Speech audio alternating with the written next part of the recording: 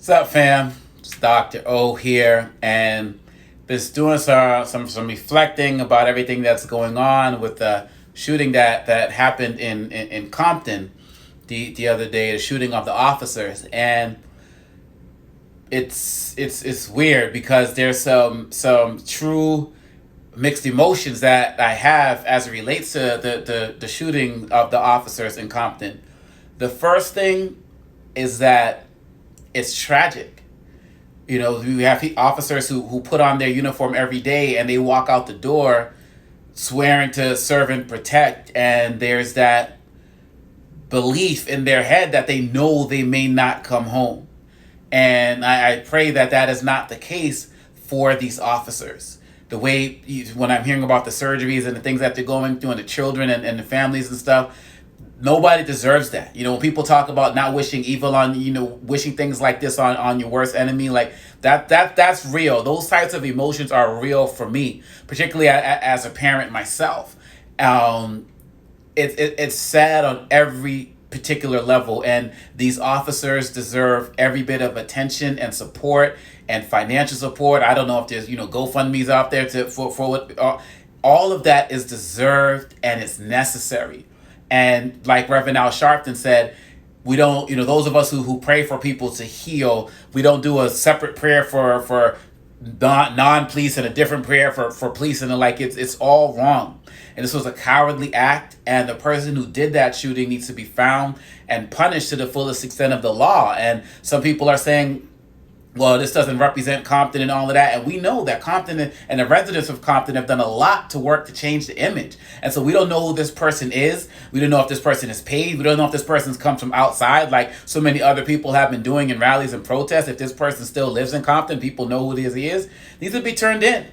There's no snitch mentality. It's not flowing. It's not working.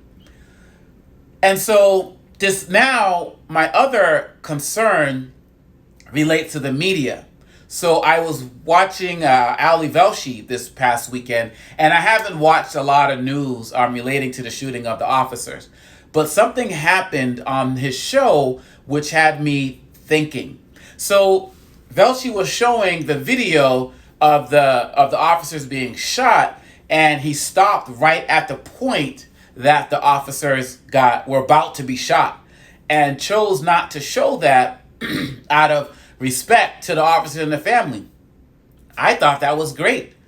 But the question I have for him and other places in the media, because I haven't watched a lot of media, so I don't know if there other people are pausing it or showing it full out, is why don't people who get killed by cops who are black get the same respect, or killed by these vigilantes? Because I see videos like the George Floyd killing, Ahmaud Arbery, Philando Castile. Whenever these killings happen, Laquan McDonald, I see these videos on loop in the media.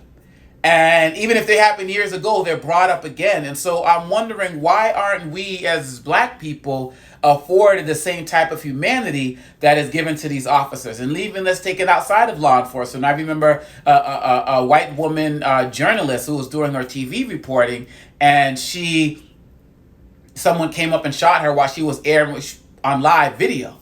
And it had me, and when that happened, I saw the news people saying, out of respect for their family, we're not going to show the video.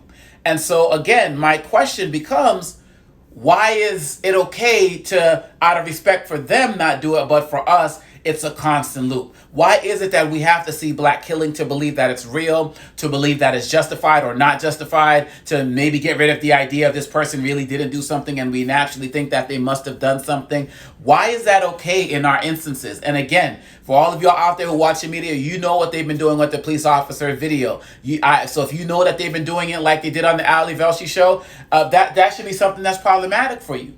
But what people are doing now in the media I'm talking about is they're taking these videos, and then you got the pundits, the Tucker Carlsons, the Trumps of the world, so-called leaders, who are now using this to say that, look at this Black Lives Matter thing, look at these Black Lives Matter people and protesters. But people who do that are also falling into the same trap. Because for you all to say that, then there were some people who are out there disrespectful after talking about they hope these officers die and so on and so forth, which is also ignorant, stupid, and disrespectful. But now media want to associate these folks with Black Lives Matter. And I'm going to say to you, anybody who's associating the guy who attempted to kill these officers, or these people who are out there saying that they hope that they die with Black Lives Matter with no evidence, you're falling into the same stereotype that all black people are alike. Because the fact of the matter is, we're not. And just as if you as a white person don't want to be associated with these white supremacist terrorists who are out there going out and killing people and slaying people, if you don't want people walking up to you and associating you with them and stereotyping you with them, then you need to afford us the same type of respect as well. Why aren't we deserving of that? Why is it that you see anybody, black person who hates the police, all of a sudden is a Black Lives Matter activist? No, we have a range of people. There's tons of black people who hate the police that have nothing to do with Black Lives Matter people. There are members of the Black Lives Matter movement who have issues with the police but have a list of demands of things that they want to do to work with the police. So give us that benefit of the doubt that you want as well. And so at the end of the day, again, I pray these officers pull through. I pray that this attempted murderer is found and put to justice for real, because there can't be any sympathy or condoning. We can't say, well, people are mad and that's why these officers are going to get shot. No, this is wrong. And we can't go out and seek out retaliation like this. As they say, an eye for an eye leaves the world blind. And that's not the type of mentality that we need to have. The people who did this attempted shooting need to be found. The people who are out there standing out there saying that they hope these officers die need to be condemned. And the media needs to be more responsible as it relates to handle shootings of black people by police. Because again, if you're going to pause the video before these officers got shot, you need to be pausing videos before Laquan McDonald gets killed, before Ahmaud Arbery gets killed by vigilantes, not police, by the way. Let's make sure we're clear about that. We need to do that because it's about humanity. And it's something that's inhumane when people feel like it's okay to show black suffering and black death. But for everybody else, we pause and stop out of respect for the families. We deserve that respect also. And lastly, once again, we can't associate every black person out there with Black Lives Matter. Because just because these people are black, you're stereotyping an entire community by saying that these people represent the entire Black Lives Matter movement. And even black people who shot officers in the past, if we really look at them, some of them, some ones I know, none of them were members of the Black Lives Matter movement. But you know what they were members of? They were former military. They were former military who may have had the idea that their community was under siege and needed to fight back. Again, not justified, but it's a different conversation to talk about the military affiliation. It's a lot easier to just say BLM, Black Lives Matter, we're coming for you. And so I think all of us need to do a better job of being responsible, particularly with the media. Let's condemn ignorance and violence wherever we see it, and let's continue to work together to make peace, because it's always a good day to be an upstander and not a bystander. What are you going to do about it? Take care, y'all. Let's stay active. I'm on Congo. You can see these works and commentaries that I'm sharing here, IGTV, YouTube as well. Please follow me at Congo, Facebook as well. And if you have any comments, let me know your thoughts as well. This is how we build. This is how we grow. Let me know what you know. Let me know what you think. And I'm going to let you know what I think. And I'm going to let you know what I know. Peace out.